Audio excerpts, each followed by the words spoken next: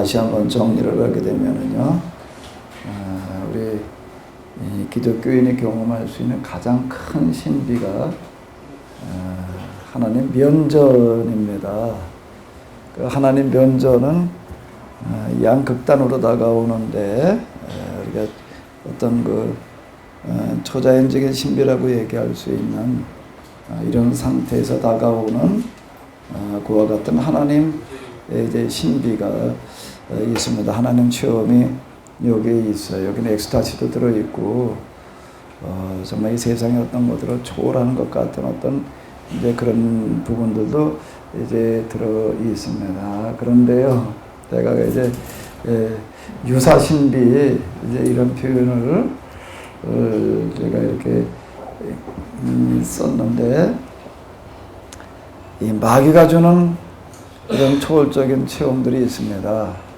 마귀가 주는 엑스타시도 있고요.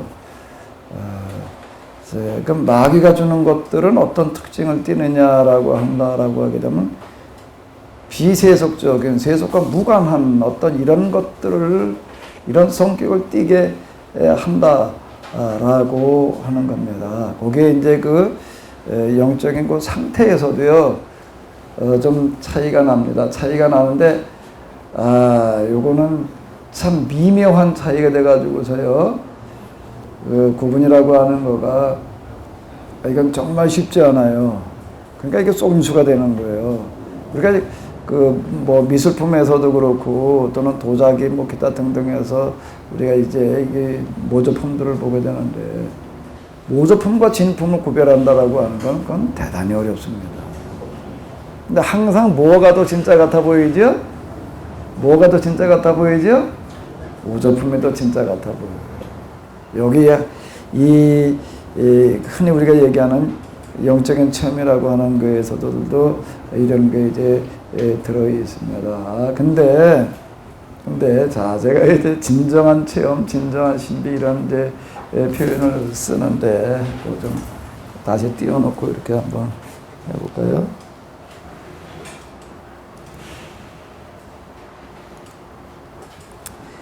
진정한 신비, 진정한 체험. 내가 이제 자기 용어 자체가 좀 너무 좀 파격적이고 뭐라고 그래야 되나, 극단적이어서 좀 조심스러운 건데, 근데 왜 이런 걸까지 이렇게 쓰는가 하게 되면은, 자 보세요. 진정한 하나님 체험, 진정한 신비. 여기서 정말 우리가 이제 엑스타시 또는 황홀경 기타 등등의 어떤 흔히 우리가 그 관상이라고 하는 그런 표현들을 많이 쓰는데, 관상기도 뭐 기타 등등을 얘기를 하는 건데, 여기를 얘기를 하는 어떤 이런 건데요. 근데 진정한 관상, 진정한 하나님 체험이 일어나게 되면은, 이거는 동시에 뭐로 또 연결되어진다고요? 이게요?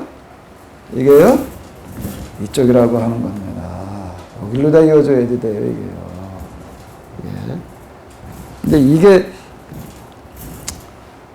가장 힘든 최악의 어떤 이런 상태가 배제된 어떤 그런 신비 체험은 사이비 신비예요. 사이비 신비예요. 이 부분이요. 그러니까 이제 여기 제가 상한선, 하한선 이제 이렇게 제가 뭐 도형에다 이렇게 표현을 했는데, 상한선을 체험한다는 것은 곧 어디로 이어지는가 하면 하한선으로 이어지게 되는 거고요.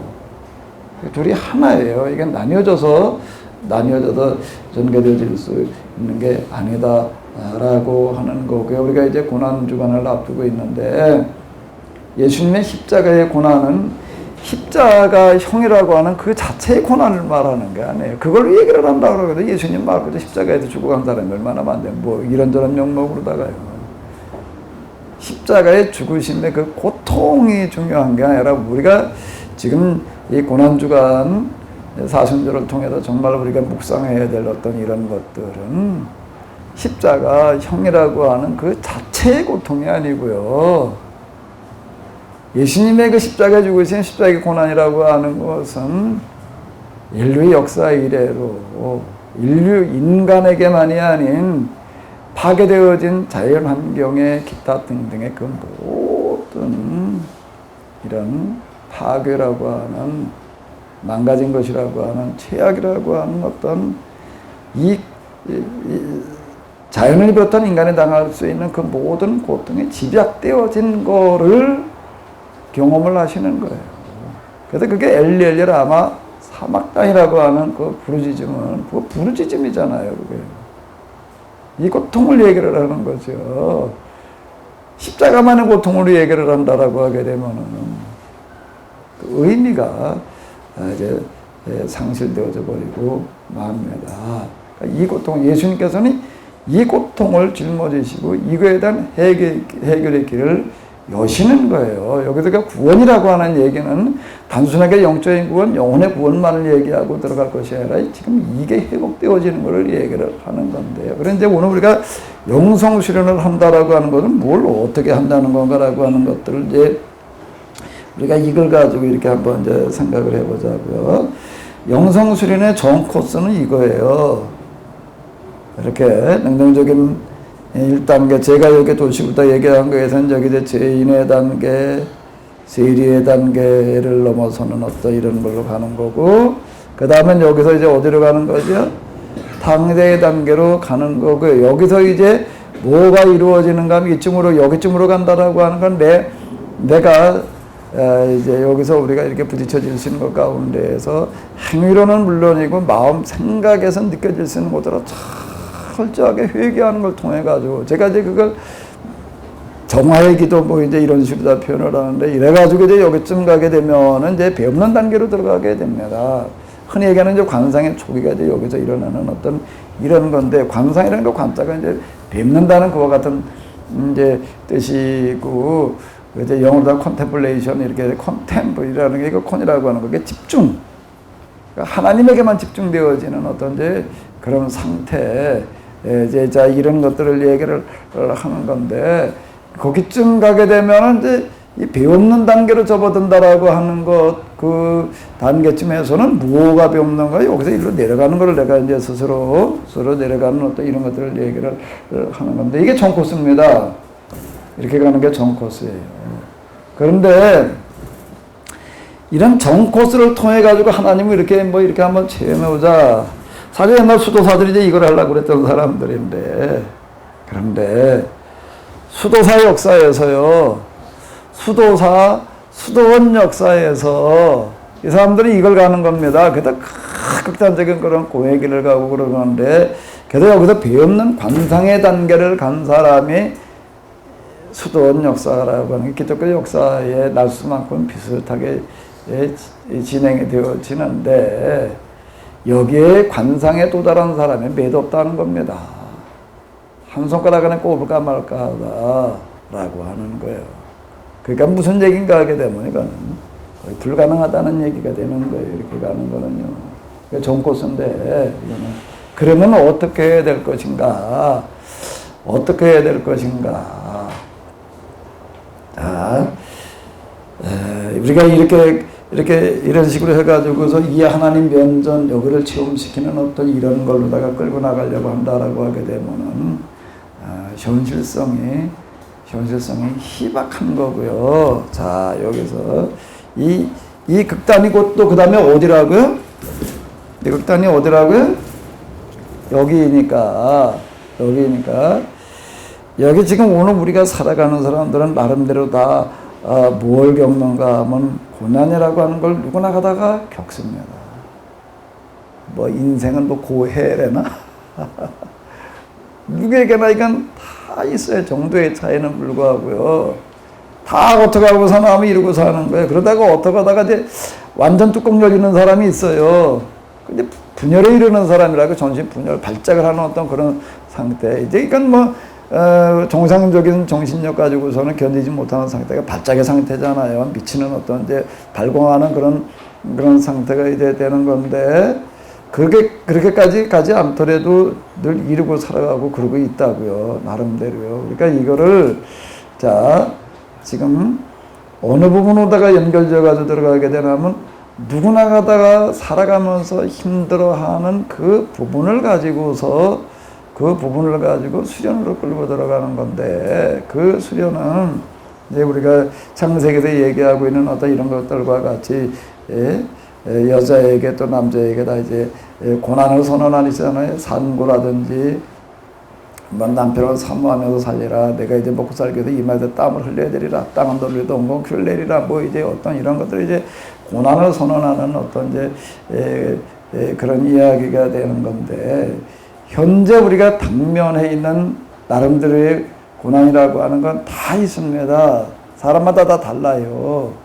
이거를 뭘로 끌고 들어가면 되는가? 그래서 뭘로 끌고 들어가면 되는 거예요? 수련으로 끌고 들어가서 그거를 어떻게 하는가 하게 되면은 그 고난에서 벗어나게 하는 게 아니라, 그건 우리가 뭐 고난에서 벗어나게 한다는 거 개인의 문제를 다 해결이 돼야 되는데, 그거는 하나님만이 하실 수 있는 어떤 이런 거고요. 그 의미를 다시 해석을 해 주어서, 진정한 영성, 진정한 신비는 뭘 경험하는 것이기 때문에 여기를 경험하게 한다라고 하는 거가 뭘 말하게 하는 건가 하게 되면은 그게 곧 자기 자신의 모습이고, 또 세상 사람들이 살아가는, 여기에도 온갖 저주 욕설만 나오는 게 아니에요. 그건 내 내면의 상태이고, 그리고 여기 욥은 실제 재산이 날아가고 가족이 죽고 몸에 병들고 그 현실적인 문제들을 얘기를 하는 겁니다. 이걸 경험을 하는 거예요. 왜? 세상 사람들 가운데 그렇게 살아가는 사람들이 많으니까. 그 욥기 42장으로 넘어가가지고도 하나님께서 회복을 시켜주신다라는 그런 회복이라고 하는 게 무슨 해피엔딩을 얘기하려고 하는 것도 아니고, 기복을 얘기하는 걸 하려고 그러는 것도 아니고, 그 어디 보게 되면 이제 그렇게도 볼 수가 있고, 실제 욥기도 그렇게 해석해 나가는 사람들도 이제 있습니다. 그런 또 고난의 뒤에 쓰여져 있는 무슨 축복처럼 이제 이렇게 해석해 나가려고 하는 어떤 그런 경우들이 여기에 지금 대부분에 지금 많이 들어있어요. 그 야고보서 5장 그 몇 전인가 이제 그 있는 그런 말씀처럼 이제 욥의 인말을 하나니 뭐 이제 이렇게 해가지고 이제 그렇게 끌고 들어가려고 하는 어떤 이제 그런 것들인데, 그 42장의 그 회복이라고 하는 거, 두 배의 축복이라고 하는 것은 욥기 29장과 31장을 읽어보게 되면 이해가 되는 거예요. 무엇을 위한 축복이고 무엇을 위한 회복이 되는 거지요? 이런 상황에 놓여 있는 사람들의 그 힘든 문제를 해결해 주기 위한 회복이고 해결해 주기 위한 축복이다라고 하는 겁니다. 자, 요 부분은 바로 지금 우리가 이제 그 영성 수련이라고 하는 걸 어떻게 끌고 가야 될 것인가, 지금 내가 당면해 있는 이 어려움이라고 하는 걸 내가 어떻게 이해해야 될 것인가라고 하는 것에 대한 해결 방법이 여기 들어있다라고 하는 겁니다. 지금 내가 당면해 있는 고난이라고 하는 것은 여러 가지 이유에서 우리가 찾아볼 수가 있어요. 하나는 뭔가 하게 되면은 신명기 신학에서 이야기하는 것처럼 하나님 말씀대로 살지 않은 징계로 말미암아서 일어나는 고난이라고 하는 게 있습니다. 또 하나는 뭔가 하면 살면서 누구나가 다 그냥 나름대로 겪는 그런 고난들이 있는 거예요. 누가 학력적으로 다가오는 어떤 것에 상관이 없어요. 이거는요. 구분해가지고도 얘기할 수 있는 어떤 그런 게 아니라, 이런 과정을 통해서 뭔가 하면 여기도 이제 일어나야 될까. 여기 이 자리가 하나님 면전인 건 이걸 통해서 뭐가 드러난다고요? 내 자신의 감춰진 모습이 드러나는 거예요. 그게 뭔가 하면 저주라는 이름으로다 여기 등장을 하는 겁니다. 그러니까 3장에 보게 되면은 제일 많이 나오는 반복되는 단어가 저주라는 단어하고, 또 그 다음에 하나가 뭐죠? 어찌하여예요. 어찌하여는 그 비명을 얘기를 하는 거고요. 비명을 얘기를 하는 거고요. 저주라고 하는 건 내 안에는 독서를 얘기를 하는 거예요. 이 둘이 이제 쏟아져 나오는 어떤 이런 거거든요. 내 모습인 거예요, 이게요. 이 시련과 고난을 통해 가지고서 스스로 자기 자신을 반추해 볼 수 있는, 돌이켜 볼 수 있는 어떤 그런 기회로 만들고. 사실 우리가 어려움이 오기 전에 딱 기고만장해가지고서 그러고 내 놔주지 않게 되면 어려움이 오고 나니까 이제 그 다음에 이제 밑바닥으로 놔둔 거 떨어져가지고서 이제 정말 다 포기되어지는 어떤 이런 것도 우리가 이제 보게 되는데, 이거 아주 철저하게 밑바닥까지 끌고 내려가는 겁니다. 이 부분을요. 그리고 그 다음에는 어떻게 하는 거죠? 이거를요. 뭘로 끌고 나가는 거예요? 수련으로. 즉, 요게 이제 뭐가 되는가 하면 고난의 승화가 되는 겁니다. 고난은 그냥 고난으로 끝나버리게 하지 않고, 그거가 이제 나 자신을 살리게 되는 하나님께로 나아가게 하는 어떤 이제 그런 거, 하나님 먼저 자기 자신을 보게 되는 어떤 이런 것들과 더불어 가지고 고난의 승마라고 하는 거, 그 다음 단계에 있어서 이 수련을 다 끌고 들어간다는 거는 뭘 얘기를 하는 건가? 이걸 통해 가지고서 지금 내가 건강 문제로 말미암아 우리 물고기에서는 건강의 문제, 경제적인 문제면 경제적인 문제, 사람들과의 관계면 관계의 문제, 뭐 기타 등등 이런 걸 통해 가지고서 그 상황에 있는 사람들에 대한 아픔을 공감하게 만들어 놓는 겁니다. 이걸 잊지 않게 하는 거예요. 잊지 않게 하는 거예요. 그러면 그 다음에 이 승마라고 하는 것은 뭐가 되는가 하면 여기서 이걸 그냥 내버려 두게 되면 어떻게 여기서 그냥 스스로 벗어나려고만 노력을 하게 되는 거예요. 다 어떻게든지 이걸 벗어나 보려고. 그러니까 이 사이비 신앙이라고 하는 것은 뭔가 그 비법을 알려주는 거야. 이걸 무슨 어디 떡집에 다니는 분 얘기를 들어보니까는 떡집에 그 떡장사 떡 만들어 주는데 제일 많이 떡을 해가는 게 하나는 교회래. 그 이제 교회 큰 교회 다니는 분이니까 어쨌든 뭐 교회에서 떡을 많이 해간대요. 그러니까 또 하나는 뭔가 하게 되면은 주일날 떡을 제일 많이 해나가는 데가 하나는 교회고 또 한 번은 어딘가는 무당이라는 거예요. 무당이 이렇게 떡을 제일 많이 해간대. 아마 그것도 공휴일날 토요일 주일 빌어서 이렇게 붙들어 하려고 그러는 것 같아요. 거기서 이렇게 얘기를 합니다. 무슨 푸닥거리를 비롯해서 부적을 비롯해가지고서 무슨 손금이니 무슨 발금이, 요즘 발금도 나오더라고. 변화별 어떤 걸 통해가지고 이걸 벗어나는 비법을 알려주려고 합니다. 이렇게 되면 이건 역행이 되는 거예요. 그게 이제 사이비가 되는 겁니다. 이게. 악마적인 그런 방식이 되는 거고요. 하나님의 방식은 여기서 뭐라는 건가 하게 되면 나와 비슷한 처지일 뿐만 아니라 나보다 훨씬 더 지금 더 힘든 상태에 놓인 사람들이 얼마든지 있는 거예요. 그거를 어떻게 하는가 하면 내 마음에 새기는 겁니다. 마음에 새긴다라고 하는 것은 뭘 얘기를 하는가 하게 되면 마음에 새긴다는 요 부분은요. 병든 사람은 이 질병의 문제, 내 질병의 문제만이 아닌 이 힘든 사람들의 문제를 내가 어떻게 좀 해결해 볼 것인가 라는 거를 가지고 씨름을 하는 겁니다. 그럼 그게 곧 그 사람에게 뭐가 되는가 하면 수련이 되는 거예요. 이거는. 그러니까 병든 사람의 문제를 누가 해결을 해야 돼요? 누가 그 아픔을 제일 잘 알아요? 누가 그 고통을 제일 잘 알아요? 그 사람이 하는 거예요. 그 사람이 하는 거예요. 자, 흔히 우리가 이제 이런 얘기들 아주 어려운 환경에다 태어나가지고서 학교 근처도 못 가보고 하고 일만 하는 사람들이 있습니다. 그 사람들 마음속에 한으로 남아요. 뭐가요? 집안이 어려워가지고 나 이렇게 학교 근처도 못 가보고 그냥 이러고 걷다. 그 사람은 그래가지고 그거 벗어나가지고서 그 다음에 그냥 뭘 활개나 치고 다니려는 그런 사람이 있는가 하게 되면은요, 이따 그럼 어떤 사람이 있는가 하게 되면, 야, 내가 이렇게 평생을 살아보니 세상에서 제일 불행한 사람이 어떤 사람인가 하면 스스로 자기를 통해서 이제 경험을 한 거예요. 정말 어려운 환경에 태어나가지고서 정말 공부하려고 하는데 정말 공부할 형편이 못 되고 이러고 해가지고서 정말 가서 일이나 하고 그냥 먹고 사는 거에나 종사하고 이런 거 해야 된다는 거가 얼마나 힘든가라고 하는 거를 뼈저리게 체험한 사람이 어떻게 하는 거예요? 평생 모은 돈은 어디다 내놓는 거예요? 그런 형편에 처해서 지금 공부 못하는 사람들을 위해서 내놓는 거예요. 장학금으로 내놓고 누가 또 싹바느질을 해가지고서 무슨 어디 음식점을 해가지고서 모아가지고서 어떤 기금으로 내놨다는 어떤 그런 얘기를 이제 우리가 이렇게 종종 듣는데 그런 걸 우리가 들으면서 어떻게 느껴져요? 사람이 할 수 있는 가장 고상한 어떤 거라고 느껴지는 거잖아요. 사실 우리가 여기다 고난의 승화라고 하는 거가 딴 데 있는 게 아닙니다. 이걸로 우리가 가는 거예요. 그렇게 되면은 어떻게 되는가 하게 되면은 그냥 싹부러질이나 해가지고서 무슨 짜장면집이나 해가지고 내놓은 사람 그걸로 끝나지만 이거를 가지고 평생 기도하고 씨름하는 사람은요.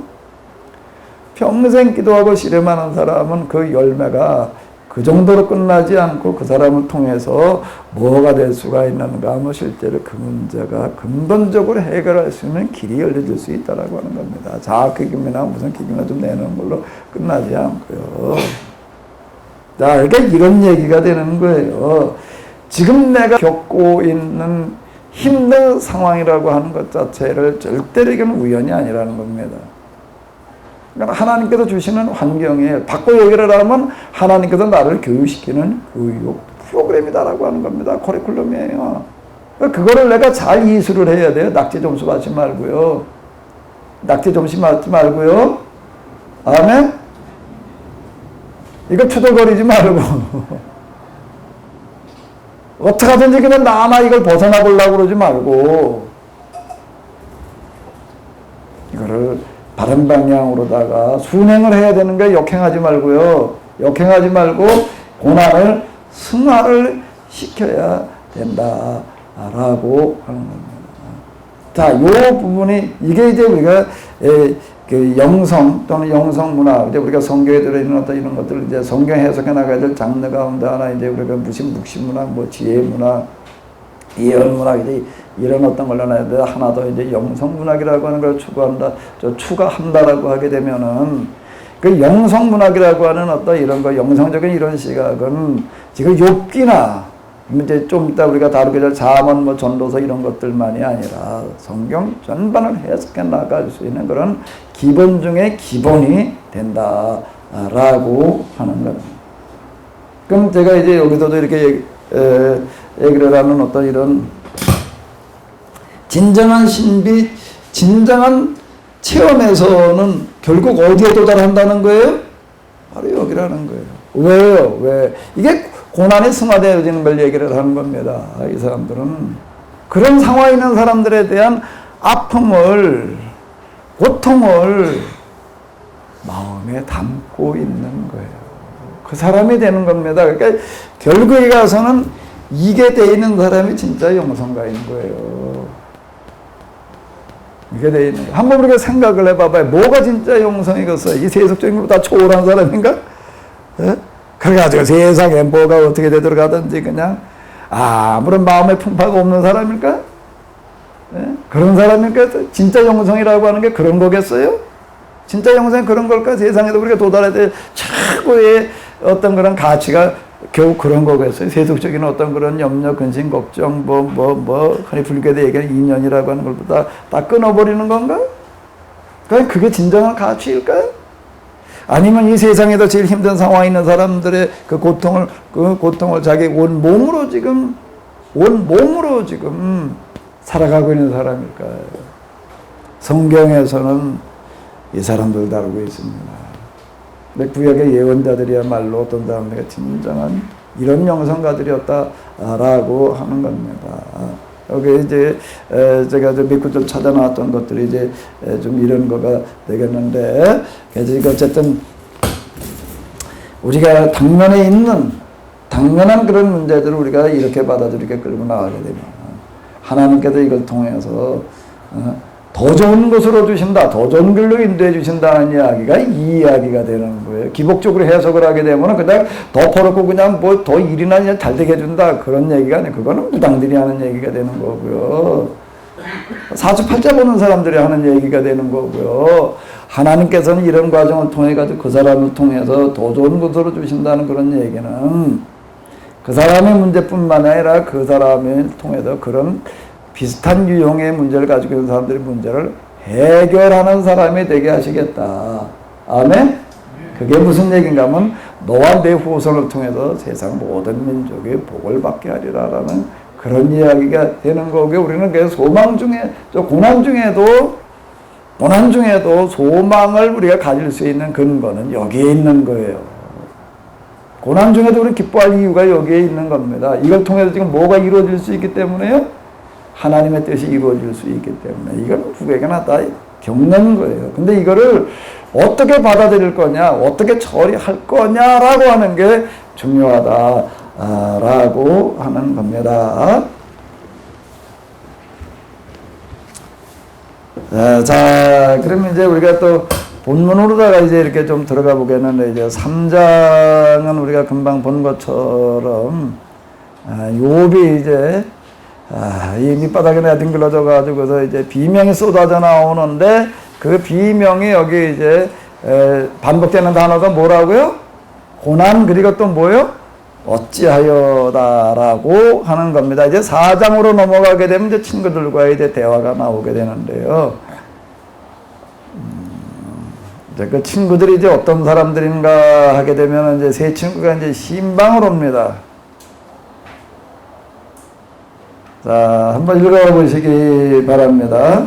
그때 욥의 친구 세 사람, 대만 사람 엘리바스와 수아 사람 빌닷과 아하마 사람 소발은 욥이 모든 재앙을 만나서 고생한다는 소식을 듣고 욥을 달래고 위로하려고 저마다 집을 떠나서 욥에게 왔다.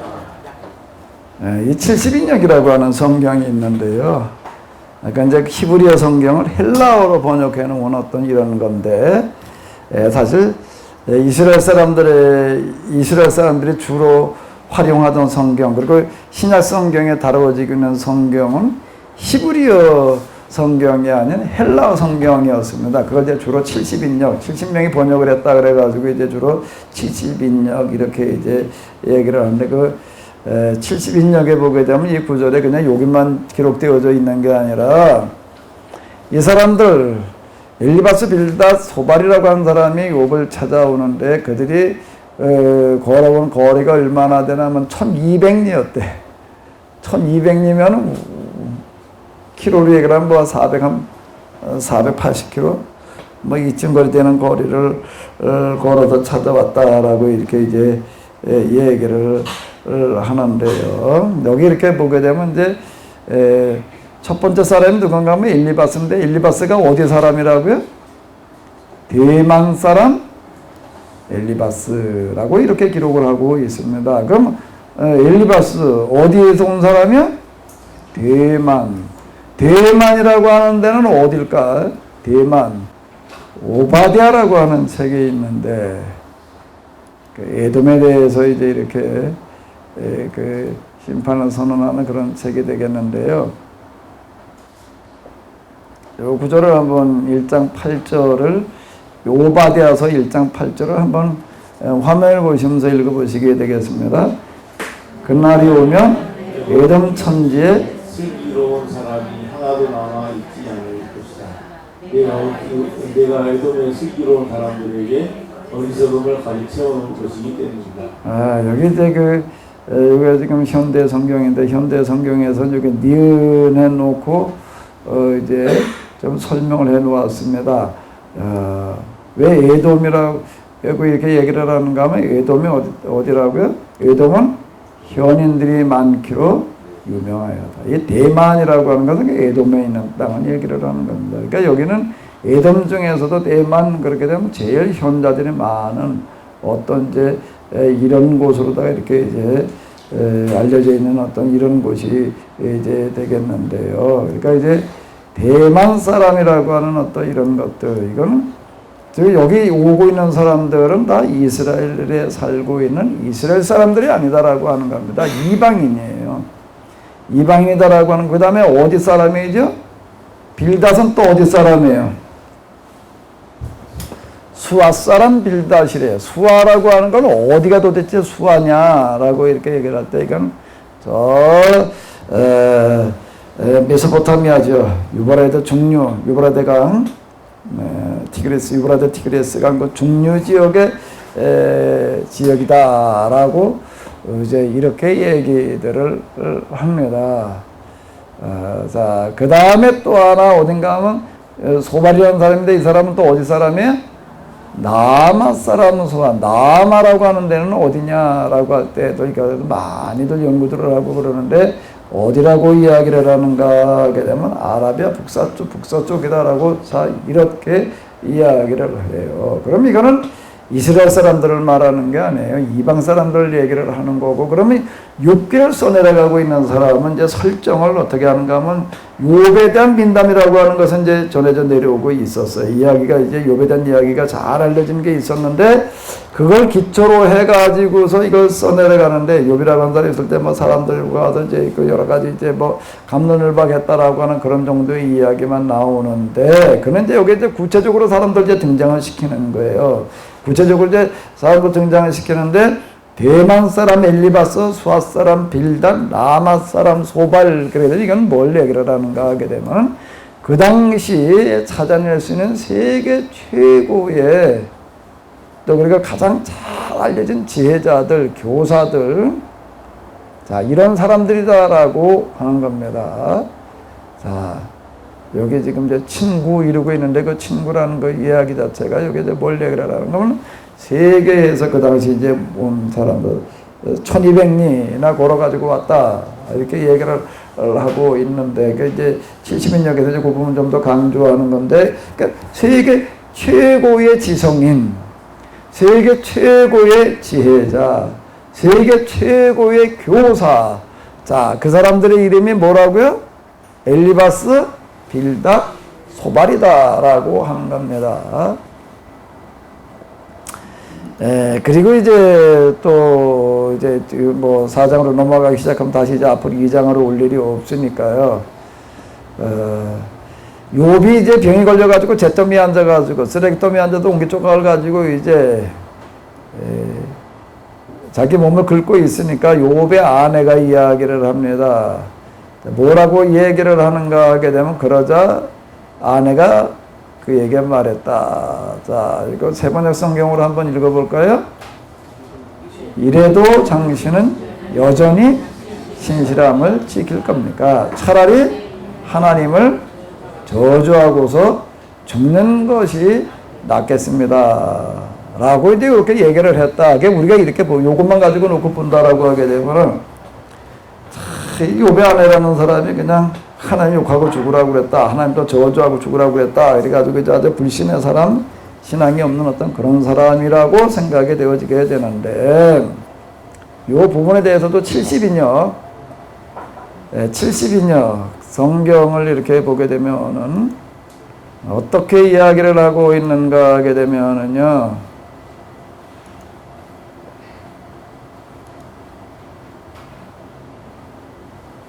차라리 하나님에게 욕이나 퍼붓고 뭐 좀 저주하고 죽는 게 더 낫지 않겠냐라고 72인역에서는 이렇게 이야기를 하고 있다라고 하는 겁니다. 자, 이걸 한번 좀 읽어주시기 바랍니다. 70인역에 들어있는 2장 9절 우리말 성경에서는 뭐 이 지경이 돼가지고서도 아직 그저 신실함을 지키고 있겠다고 그러면 차라리 하나님 욕하고 죽어라. 이렇게 이제 욥의 아내가 얘기한 걸로 되어져 있는데 72인역을 보게 되면은 한번 읽어보시기 바랍니다. 많은 시간이 흐른 후에 욥의 아내는 말하였다. 구원의 소망을 바라는 당신은 좀더 기다리라고 하는데 분명 얼마나 더 기다려야 합니까? 보십시오, 제가 수가에 나온 아이는 이 땅에서 둘도 없이 살았습니다.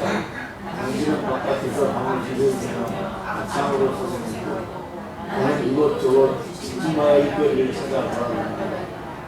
호정이 비하면서도 언제나 해가 떨어져서 이러한 수고에서 벗어나 쉬려나 기다립니다. 당신도 하나님께 무슨 말이 날 것 하고 해주십시오. 그러자 이제 우리 성경에서 이렇게 이제 간단하게 나와 있는데 70인역에서는 뭐라고 기록되어지는가? 무슨 시간이 흐른 뒤에요? 많은 시간, 여러 해가 지나고 난 다음에 금방 그냥 욥의 아내가 재산이 날아가고 자식들이 죽고 남편이 병드니까 금방 한 소리가 아니라 여러 해가 지나고 난 다음에 욥의 아내가 말했다는 거예요. 구원의 소망을 바라는 당신은 조금 더 기다리자라고 말을 하는데 정녕 얼마나 더 기다려야 됩니까? 보십시오. 내가 수고에 낳은 아이들은 이 땅에서 기억도 없이 이제는 애들에 대한 기억까지도 이제 사라져가고 있다. 지금 이제 이걸 얘기를 하고 그러니까 상당히 오랜 시간이 지나가는 거예요. 10자식들이 죽은 그 기억조차 이제는 희미해져 가고 있다. 그 아픔이 다 사라졌다라고 이제 이렇게 얘기를 하는 건데, 그러니까 많은 시간이 지나갔다는 얘기가 되는 겁니다. 그리고 이제 당신은 바깥에서 밤을 지새우며 악창으로 고생을 하고, 그 다음에 그 자신은 어떻게 살아가고 있다는 거예요. 나는 이곳저곳 집집마다 뭘 찾아 돌아다닌다는 거예요? 파출부하러 돌아다닌다. 하루 종일 일하면서 언제나 해가 떨어져도 이러한 숙에도 벗어나 쉬려나고 그 그거나 기다리고 있다. 그러니까 엄청 지금 이제 중노동에 시달리고 있는 어떤 이런 거를 볼 수가 있습니다. 그래도 당신도 하나님께 무슨 말이나 한번 하고 죽으십시오라고 이렇게 얘기를 했다라고 이제 이렇게 얘기가 되고 있는데요. 나중에 이제 42장에 보게 되면 욥이 10자녀를 하나님께 다시 주셨다 그럴 때 욥이 3장가 들어가지고 10자녀 난 것 같지는 않고 이 조강지처가 끝까지 옆에서 같이 해줬던 것 같은데 여기 보게 되면은 이제 그 비슷한 거를 이제 느끼게 됩니다. 하나님께서 그냥 욥을 불쌍히 보시고 뭐 젊은 여자를 아내로 맡겨줘도 그런 얘기는 아닌 것 같아요. 72년에서 이렇게 보게 되면 얼마나 힘든 상황들을 지금 보내고 있는가라고 하는 것들을 얘기를 하니까 욥의 아내가 하는 소리가 도대체 뭔 얘기일까? 하나님을 욕하고 죽어라, 하나님을 저주하고 죽어라. 이렇게 되면 우리는 욥의 아내가 하나님에 대해서 항고하고 있는 것처럼만 이렇게 느껴지게 됩니다. 근데 이 얘기는 무슨 얘기가 되는가 하게 되면 이제 우리가 4장으로부터 넘어가면서 이렇게 봐야 될 건데요. 욥의 아내가 하는 소리는 도대체 무슨 얘기일까? 왜, 예? 우리가 지금 얼핏 생각하는 것처럼 하나님에 대해서 항거하라는 그런 얘기일까? 자, 이런 여자예요, 지금요. 이러고 지금 이제 같이 견디는데 이제 하나님에게 무슨 말이나 한번 하고 죽으라라고 이렇게 얘기를 하고 있는 것 도대체 무슨 뜻인지를, 무슨 얘기인지를요, 이제 4장을 읽어 내려가면서 한번 생각들을 해보시기 바랍니다. 자, 4장 이제 4장부터 이제 27장까지 진행되어지는 대화는 엘리바스가 한번 얘기하면은 욥이 이제 답변을 하고 또 그 다음에 이제 빌닷이 얘기를 하면 또 욥이 얘기를 하고 소발이 얘기를 하게 되면 또 욥이 얘기하고 이제 이렇게 교대로다가 이제 이게 쭉 이제 세 사이클이 이제 진행이 되어지는데요. 대만 사람 엘리바스가 이제 이야기를 하는 겁니다. 4장 전체는 다 그와 같이 기록이 되어져 있는데요. 자, 우리 한번 차근차근 잘 생각하시면서 욥의 아내가 하는 소리가 도대체 무슨 얘기일지, 그리고 이 엘리바스의 이야기가 도대체 뭐가 어떻게 돼가는 건지 우리는 알고 있습니다. 뭐를 알고 있는가 하게 되면은 엘리바스 빌닷 소발이 한 얘기가 잘못됐다는 얘기예요. 우리가 그 맨 뒷장에서 우리가 이제 이미 이건 봤잖아요.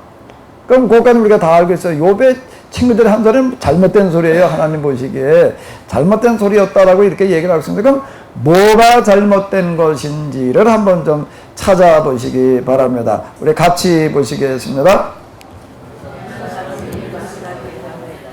누가 내게 말을 걸면 너는 따짐스럽겠지. 말을 하지 않으려고 숨을 수가 없다.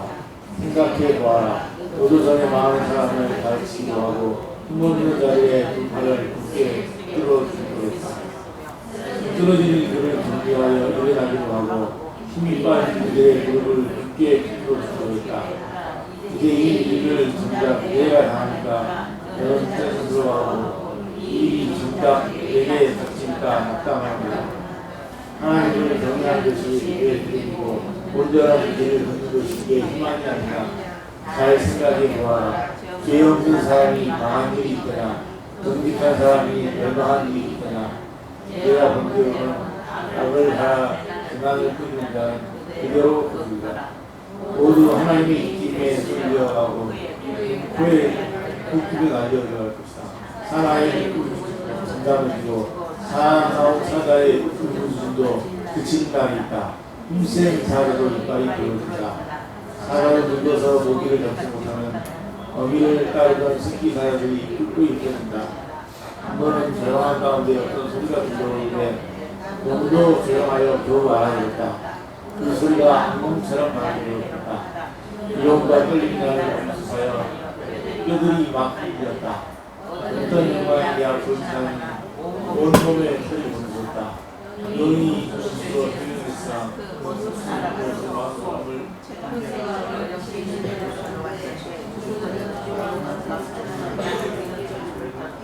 인간이 하나님보다 어려울 수 있겠으며 사람이 창조주보다 깨끗할 수 있겠느냐. 하나님은 하늘에 있는 당신의 종들까지도 잊지 않으시고 천사들에게도 하물며 하물 있다 하시는데 하물며 흙으로 만든 몸을 입고 티끌로 털을 삼고 하루살이에게도 먼저 죽을 상을 입는 사람 아침에는 살아있다가도 저녁 오기 전에 예고도 없이 죽는 것 별수 없이 모두들 영혼이 멸망하고 난다. 생명주만 이면 사람은 죽고 그 이면 죄를 찾지 못하고 죽어간다. 자, 21절까지 읽었는데요. 자, 한번 여러분들 스스로가 한번 찾아보십시오. 대만 사람 엘리바스는 뭘 잘못 말하는 걸까요? 어디가 틀린 걸까요? 자, 일단 6절까지 해서요. 6절까지 해서 이 대만 사람 엘리바스가 보여주고 있는 태도는 어떤 태도지요? 어떤 태도예요? 6절까지를 가지고 일단 한번 분석을 해보자고요. 내용이 좀 뭔 얘기예요? 야, 너도 옛날에 이렇게 힘든 사람, 어려운 사람을 찾아다니면서 네가 더 유래해주던 사람 아니냐. 네, 그런 얘기. 근데 이제 이번엔 네가 당했는데 이러고 나가는 겁니다. 난 맨날 이런 사람 찾아다니면서 유래해주고 그저 격려해주고 그러던 사람인데, 근데 이번엔 네가 당했단 말이야. 네가 당하니까 이제 너 많이 힘들지 않냐. 이제 그런 얘기가 이제 되는 건데요. 생각해봐라. 너도 전에는 맞은 사람을 가르치기도 하고 힘없는 자들의 두 팔을 굳세게 붙들어주기도 했지 않냐. 쓰러지는 이들을 격려하며 일어나기도 하고 힘이 빠진 이들의 무릎을 굳게 붙들어주기도 했다. 이제 정작 내가 당하니까 다 이루고 나갑니다.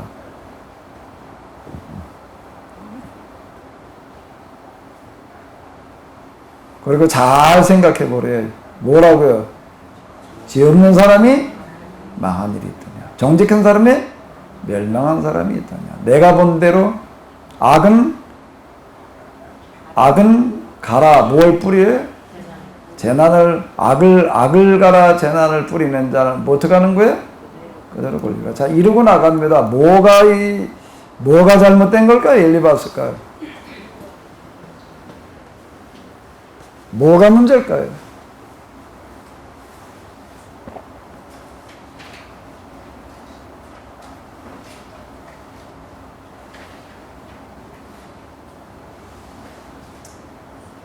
여기에 정작 요백에 필요한 거는 뭘까? 이 상황에서요. 위로, 구체적으로 무슨 위로를 한다고 하는 거예요, 지금요. 엘리바스가 지금 욥을 갖다가 괴롭히겠다고 하는 소리가 아니에요. 위로한다고 하는 소리예요. 근데 지금 이제 뒤에 가서 이제 욥이 이제 얘기하는 그런 게 나오는데, 지금 욥에게 진짜 필요한 거는 뭘까? 위로는 위로인데 무슨 위로? 뭐가 어떻게 하는 게 위로일까?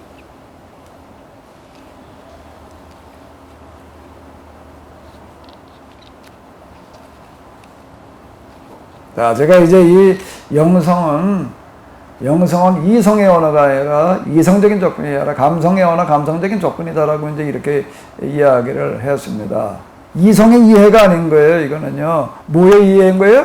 감성의 이해인 거예요. 우리는 이해가 이성으로만 이해할 수 있다라고 생각을 하는데, 그것보다 더 큰 거는 감성의 이해가 더 큰 겁니다. 감성의 이해가 더 정확한 이해예요. 암에 걸려도 투병한 사람 누가 잘 이해할까요? 암에 대해서 오랜 동안 연구한 사람이 이해를 할까요? 암 걸려서 힘들어하는 사람은요? 비슷하게 암을 알아본 사람만이 이해를 하는 겁니다. 그럼 누가 더 이해를 하는 거예요? 이성으로 이해하는 거예요? 감성으로 이해하는 거예요? 다 요걸 얘기를 하는 겁니다. 이게 감성의 이해라는 게 있다는 거예요. 감성의 이해. 우리는 합리적인 이해만 자꾸 하려고 그러는데요. 감성의 이해인 거예요. 그러면은 자, 지금 이제 여기 이렇게 보게 되면은 지금 엘리바스 빌다, 저 엘리바스라고 하는 사람은 욥에게 와서 지금 뭘 하고 있는 건가요? 이성적인 접근이에요? 감성적인 접근이에요? 이성적인 접근인 거예요. 일단 이렇다는 겁니다. 그러니까 여기서부터 이제 엇박자가 나기 시작을 하는 거예요, 지금 엇박자는요.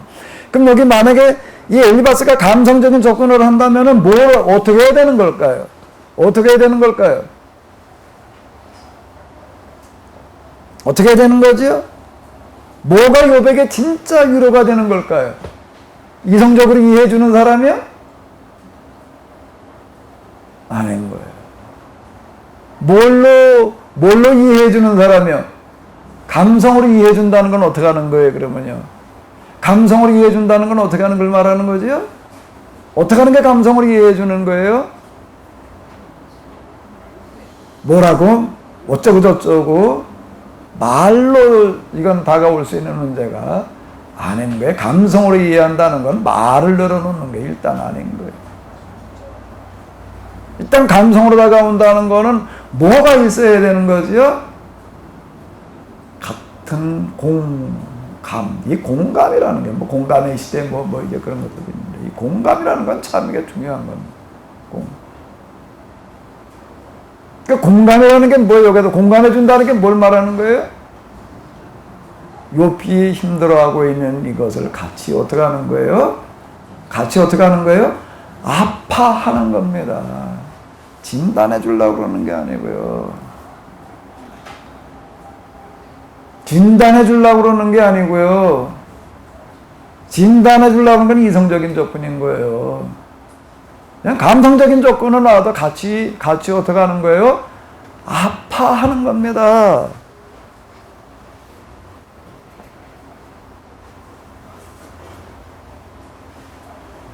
이건 상처난 사람에게 위로로 다가갈 수 있는 건 같은 상처가 난 사람만이 가능한 얘기예요. 우리 그 데미안의 얘기 잘 알잖아요. 정말 나환자가 되어가지고 격리되어져 있는 사람, 그 사람에게 다가갈 수 있는 사람은 누구만 다가갈 수 있는 거지요? 같은 나환자만 다가갈 수 있는 거예요. 그 가슴으로 다가갈 수 있는 사람은요.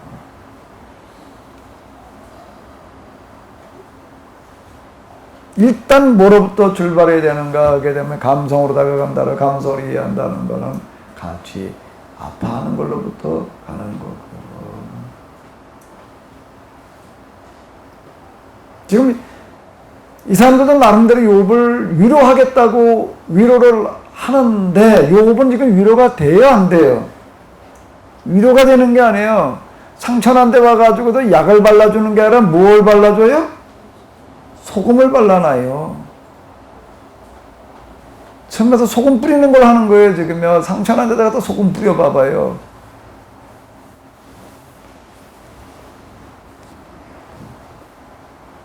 사실 내가 욥기 이걸 준비를 하면서 이제 좀, 많이 제가 찾으려 갔던 자료가 뭔가 하면 이 미꾸라지한테 갖다 소금 뿌리는 거. 그 동화상을 좀 어디서 좀 찾아보려고 그러니까 없더라고요. 어떤 분이 이런 얘기를 했더니 미꾸라지 한번 사다가 허재 그리고 추어탕 끓여 먹지. 미꾸라지한테 갖다 뭐 소금 쳐보십시오. 그럼 뭐 발작 일어납니다. 발작이요. 그거 미끈미끈한 미꾸라지 미끄러워도 미꾸라지인 것 같은데 소금 뿌려놓고 되면 한참 있다 보면 그냥 뭐 발작이나 뭐 위에 우당탕탕하고 뭐 그냥 막 난리치다가 이제 조용해진 다음에 열어보게 되면 뭐 어떨까요? 그 미꾸라지 소금 갖다 친 다음에 뚜껑 덮어놔야 돼. 다 튀어나가요. 다 튀어나갑니다. 근데 조용해진 다음에 열어보면 어때요? 거품을 잔뜩 다 토해놨습니다. 그리고 미끈미끈한 게 싹 없어져 버렸어요. 그러니까 소금이라고 하는 게 참 어떤 참 소금만 가지고 있는 어떤 그 특징이 있는데 욥을 지금 힘들게 하는 이야기가 뭐지요? 욥을 아주 힘들게 하는 얘기가 뭐예요? 잘 생각해 봐. 죄 없이 망한 일이 있더냐? 정직한 사람이 멸망한 일이 있더냐? 내가 본 대로 악을 갈아 재난을 뿌리는 자는 어떻게 거두는 거예요? 그대로 거두리라. 모두 사람의 입김에, 모두 하나님의 입김에 쓸려가고 그의 콧김에 날려갈 것이다. 아니 이게 이 말 자체를 놓고 본다면은 틀린 말이 하나도 없습니다.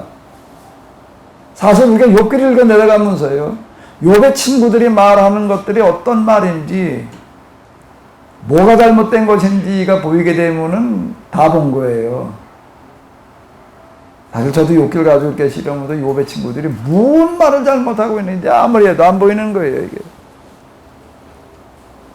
그러니 이렇게 얘기를 하고 있습니다. 자, 여기 이제 신비체험이 나와요.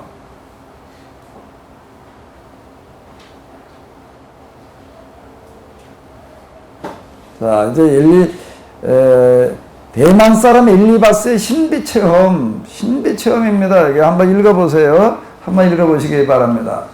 한 번은 조용한 가운데 어떤 소리가 들려오는데 너무도 조용하여 더욱 알아버렸다. 그 소리가 악몽처럼 나를 괴롭혔다. 두려움과 떨림 나를 엄습하여 뼈들이 막 흔들렸다. 어떤 명이 내 앞을 지나가니 온 몸에 털이 멈춰섰다.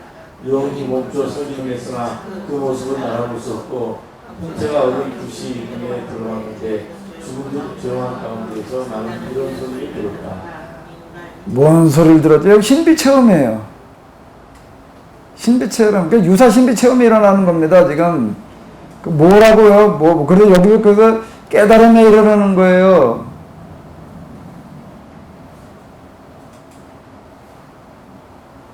자, 여기 지금 이제 어디까지가 되면, 자, 요 얘기가 지금 이제 신비체험을 통해서 대만 사람, 대만이라고 하는 건 뭘로 이름이 높은 곳이라고요?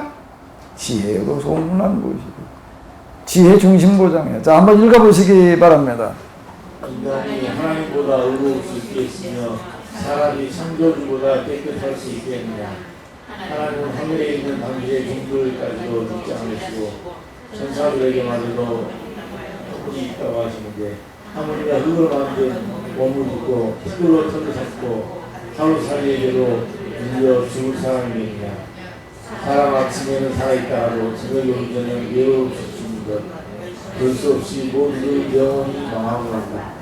죽는 줄만 끊기면 사람은 그냥 죽고 그 줄이 끊기면 죄를 찾지 못하고 죽어간다. 자, 이 구절에서 이제 중심 구절은 이겁니다. 인간이 하나님보다 의로울 수 있으며 사람의 창조보다 깨끗할 수 있느냐. 100번 맞는 얘기지. 100번 맞는 얘기지. 자, 합리적인 이해, 합리적인 깨달음, 합리적인 영성의 결론은 이제 이와 같은 건데요.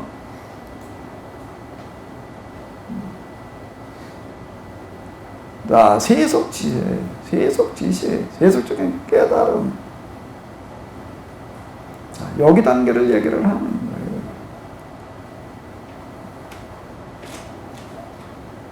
진정한 신비, 진정한 지혜는 약간 아픔에 대한 공감이 되는 거고요. 불쌍히 여기는 마음. 결국에 가서 지금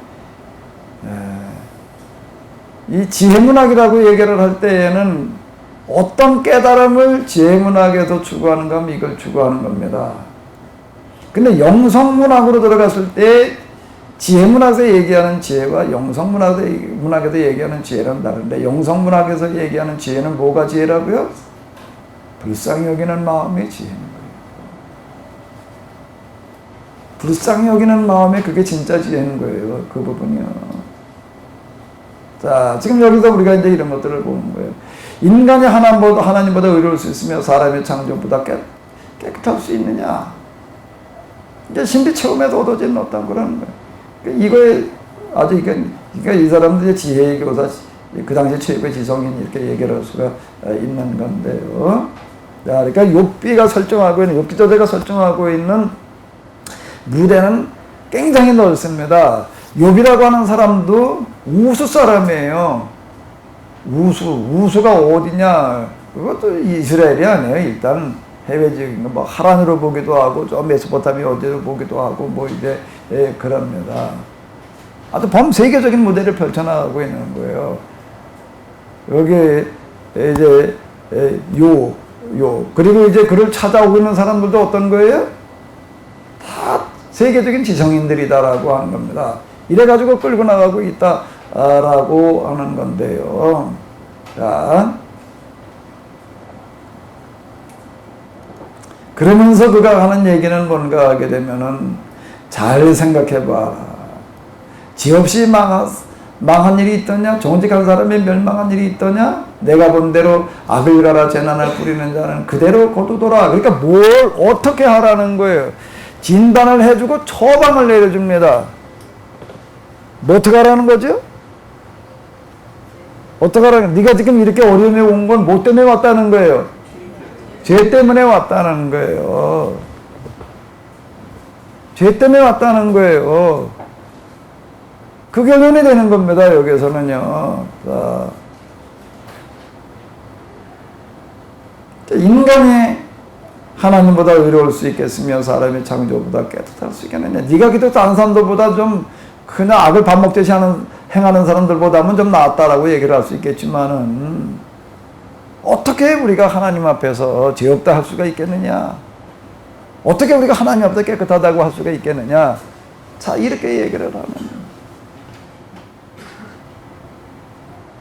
자, 요 지금 대만 사람이 얘기하는 이것은 이제 합리적인 지혜가 도달할 수 있는 그냥 결론이에요, 여기는요. 뭐 그때 이후로 욥기가 쓰여진 게 지금도 2500여 년 전이라고 이제 우리가 이렇게 상정을 한다라고 하게 되면 그 이후 지금까지도 이거에 대해서 뭐 더 발전하는 게 있는가요? 없는 거예요. 이상은 나갈 수가 없어요. 그럼 완성적인 얘기가 되는 거죠. 이 부분은요.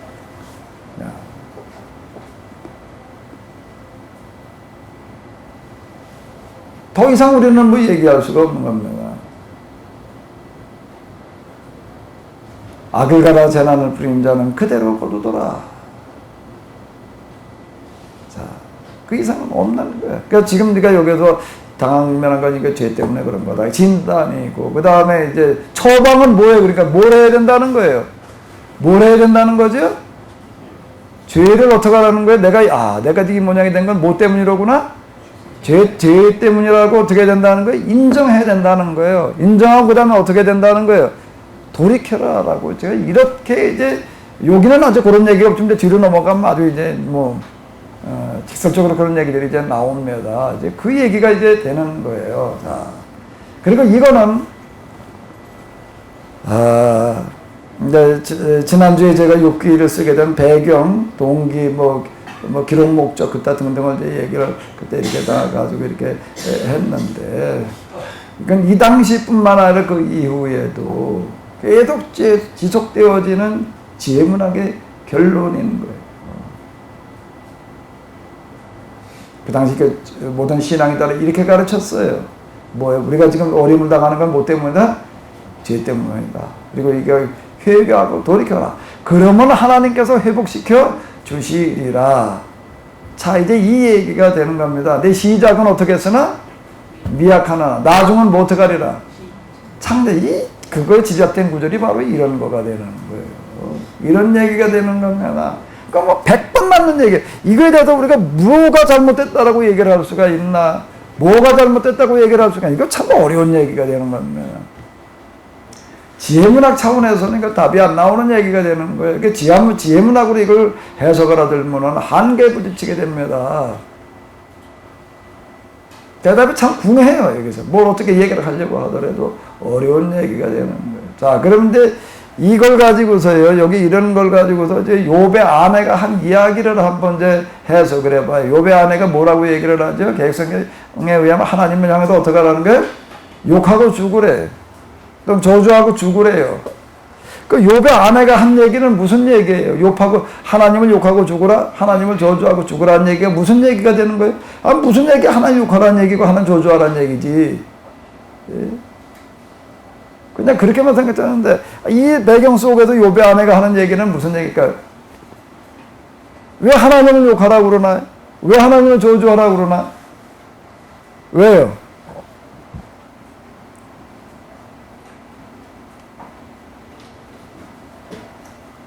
자, 욥의 아내가 하는 얘기가 무슨 얘기라고요?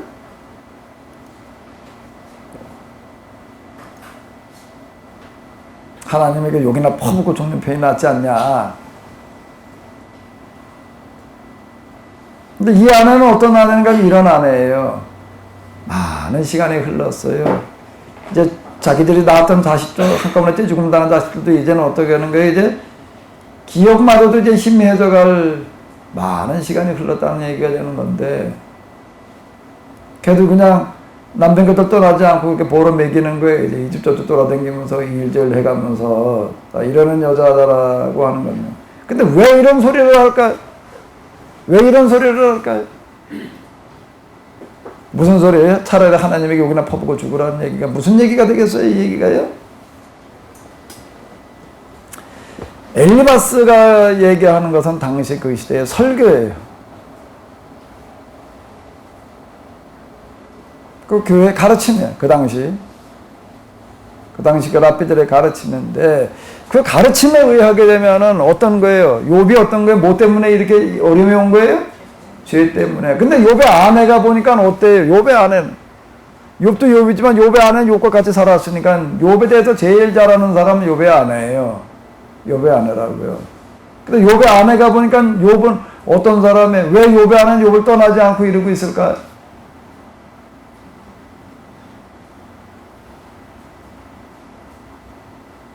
욥의 아내는 이 얘기 속에는 뭔 얘기가 들어있는가요?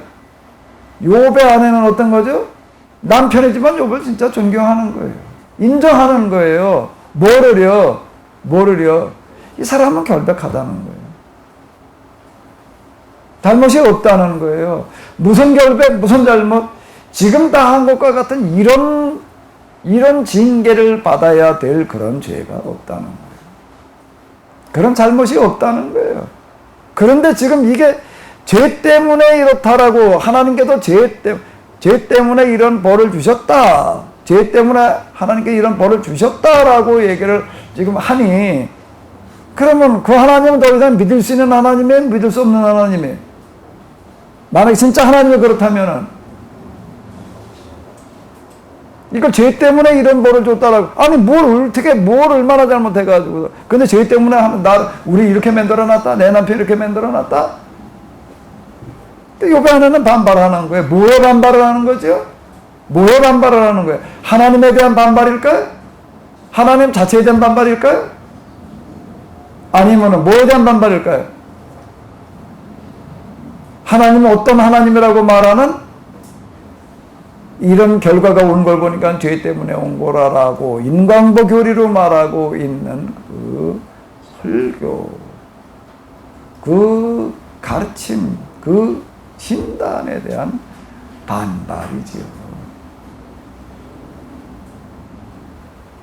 그런 논리대로 얘기를 한다면은 그건 믿을 수 없는 하나님인 거예요. 그건 저주할 수밖에 없는 하나님 되는 거예요. 그 욕을 퍼부을 수밖에 없는 하나님이다라고 자 이렇게 지금 얘기하는 거예요. 그러니까 욕기라고 하는 것에 대한 기록 목적이라고 하는 것 자체가 지금 여기 들어있는 겁니다.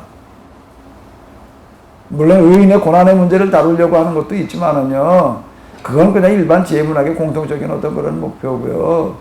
욥기가 진짜 말하려고 하는 욥기의 진짜 목적은 바로 여기 들어있는 거예요. 그 당시 뭐가 잘못되어져 있는 거죠? 신앙 자체가 지금 잘못되어져 있는 거예요. 이걸 고발하려고 하는 거예요, 지금요.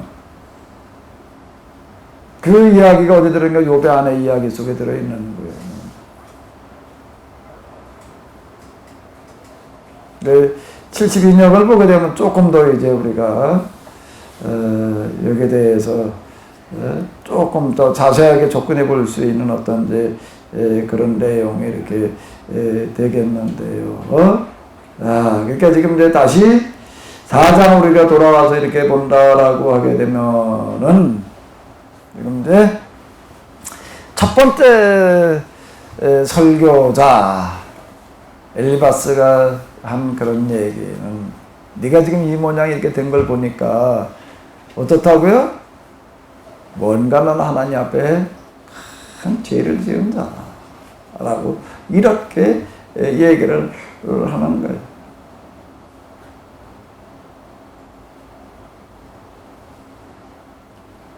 악을 가라 재난을 부리는 자는 그대로 거두더라. 죄 없이 망한 사람이 있더냐, 정직한 사람의 멸망한 일이 있더냐라는 얘기가 이런 얘기가 이제 되겠습니다. 자, 그럼 이제 욥은 여기에 대해서 뭐라고 말을 하나요? 또 뭐라고 말을 하고 있을지. 자, 한번 또 읽어보시기 바랍니다. 아마 5장입니다. 자, 1절부터요. 다시 한번 읽어보시도록 하겠습니다. 어서 부르짖어 보아라. 내게 응답하는 이가 있겠느냐. 하늘에 있는 거룩한 이들 가운데서 그 누구에게 서세어를 할 수 있겠느냐. 미련한 사람은 자기의 분노 때문에 죽고 어리석은 사람은 자기의 질투 때문에 죽는 것이다. 어리석은 사람은 삐가 뽑히고 어리석은 자의 집이 순식간에 망하는 것을 내가 직접 보았다. 그런 자의 자식들은 도움을 받을 데가 없어서 재판에서 억울한 일을 당해도 의인은 이가 없었고 그런 자들이 먹어둔 것은 금중이 사람이 먹었습니다. 가시나무 밭에서 자란 것까지 먹었습니다. 목마른 사람이 그의 재산을 섞여버린다. 재앙이 입에서 일어나는 것도 없고 고난이 땅에서 솟아나는 것도 없다. 인간이 고난을 타고 태어나는 것은 불피가 일어나는 것과 같은 이치이다. 나 같으면 하나님을 찾아서 내 사정을 하나님께 털어놓겠다. 그분은 우리가 측량할 수 없는 큰 일을 하시며 우리가 헤아릴 수 없는 귀한 일을 하신다. 땅에 비를 내리시며 발에 물을 주시는 분이시다. 낮은 사람을 높이시고 슬퍼하는 사람에게 구원을 도량해 주시다. 인간 사람의 죄를 꺾으시며 의를 이기지 못하게 하시다. 지혜롭고 많은 자들을 제 꾀에 속게 하시고 불안한 자들의 꾀를 금방 실패로 돌아가게 하신다.平안에도 어둠을 만날 것이고 한낮에도 덕분처럼 되는 것이다. 그러나 하나님은 가난한 사람들을 이에 흘레 같은 빛과 억세 손으로부터 구출하신다. 그러나 이천한 사람은 희망을 가지지만 불행한 사람은 스스로 입을 담을 수밖에 없다. 하나님께 실제로 한 사람은 의외로 헛된 사람이다. 그러니 전능하신 분의 훈계를 거절하지 말아라. 하나님은 찌르기도 하시지만 쌈을 주시기도 하시며 상하기도 하시지만 손수 낚게 해주신다.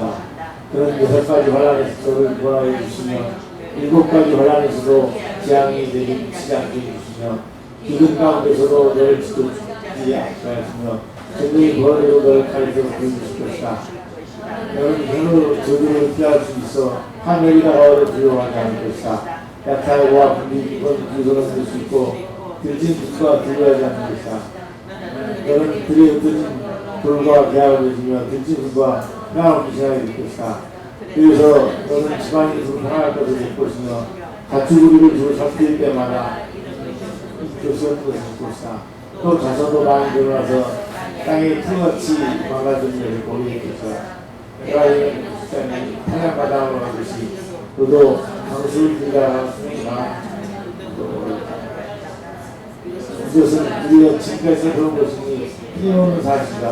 우리 잘 듣고 스스로 생각해서 명심하지 말한다. 이것은 우리가 지금까지 살펴보는 것이네 틀림없는 사실이다. 이제 잘 듣고 너 스스로를 잘 생각해서라도 명심 가슴에다 새겨둬라라는 그런 얘기인데, 이제 4장에서 이제 운을 좀 떼고 5장으로 이제 좀 계속 이어지게 되는데요. 이건 뭐가 엘리바스 얘기 가운데 잘못된 게 있나? 5장에 나오는 것 가운데에서는요. 세상에 재앙의 흙에서 일어나는 법도 없고 고난의 땅에서 솟아나는 법도 없다. 인간의 고난은 타고나는 것은 불티가 일어나는 것과 같은 이치이다. 나 같으면 하나님을 찾아서 내 자성을 하나님께 털어놓겠다.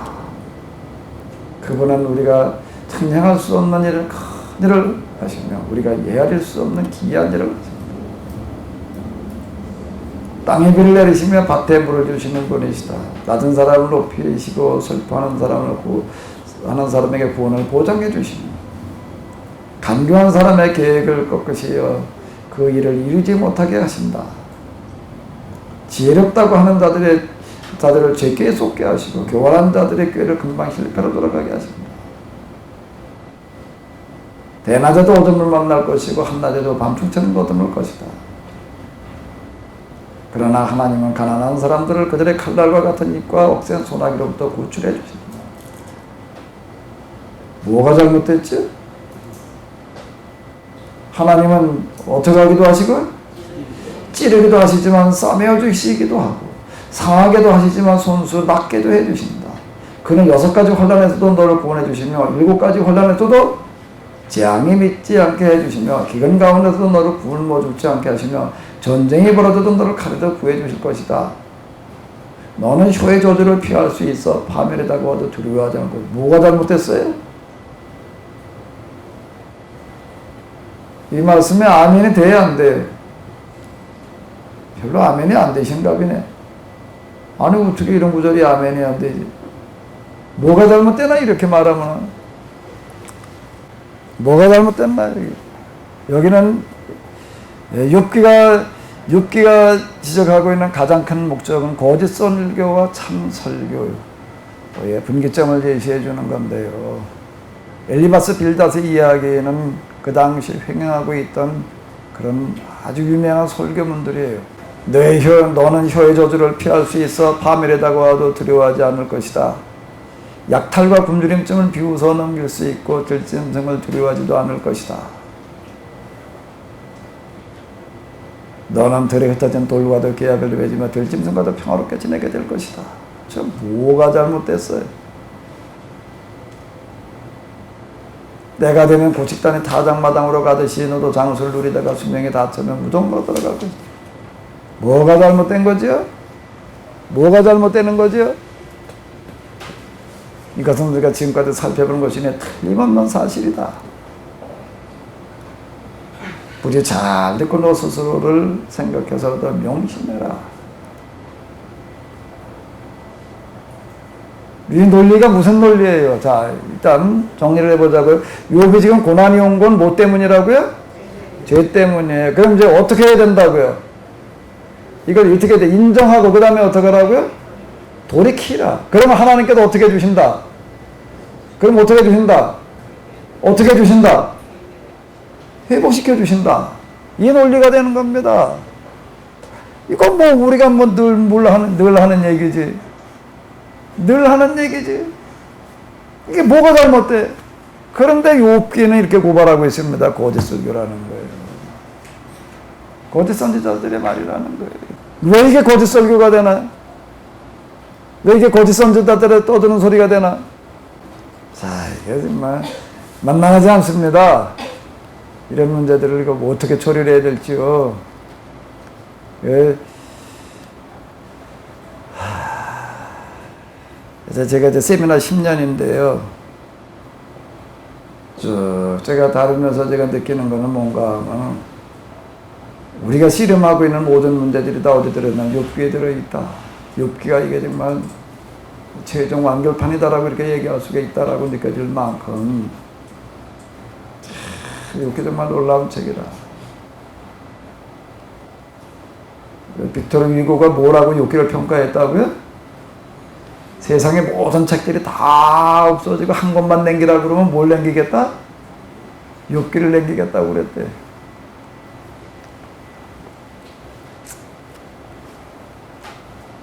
저도 거기에 대해서 미투 엄청 공감을 느껴요. 이런 부분들 때문에 이게 뭐가 잘못된 거지? 이렇게 얘기하는 거가 뭐가 잘못되는 거지요?